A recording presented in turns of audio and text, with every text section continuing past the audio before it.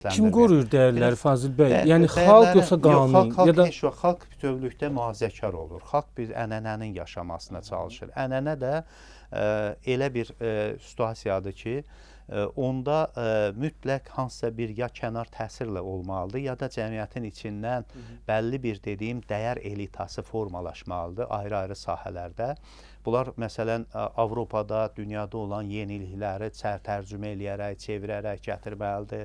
Hansısa bir davranışların bizdə doğru olmadığını göstərməlidir. Gələnəyi qoruyan çoxluq olur.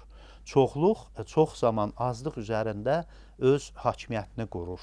Bu cəmiyyəti onda dəyişmək çox çətin olur. Azlıq ya mübarizə aparmalıdır. Axundov məsələn bir dənə parlayan ulduzdur Azərbaycan cəmiyyətində. Axundov böyük bir məktəbə getmək istəməyən, mollanın, mühafizəkar sistemin təsiri altında olan, mədrəsədən başqa bir yer tanımayan bir topluluğun qarşısına çıxanda onun qoruyucu mexanizmi hansısa bir müstəmləkə rejiminin bir idarəçilik sistemi olmasa, onu kütlənin əlinə versən, onu məhv eləyəcəkdir. Və biz Azərbaycan xalqı onun yazdığı əsərlərdən məhrum olacaqdıq.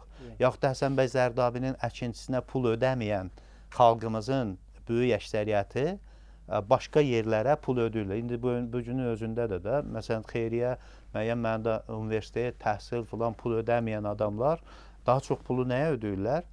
Əyləncəyə, yeyib-içməyə filana, buna rahatlıqla ödəyirlər. Demək, biz bu azlığın qorunması, o elitanın formalaşması və onun güclənməsi üçün çalışmalıyıq ki, dəyərləri doğru istiqamətdə dəyişə bilək.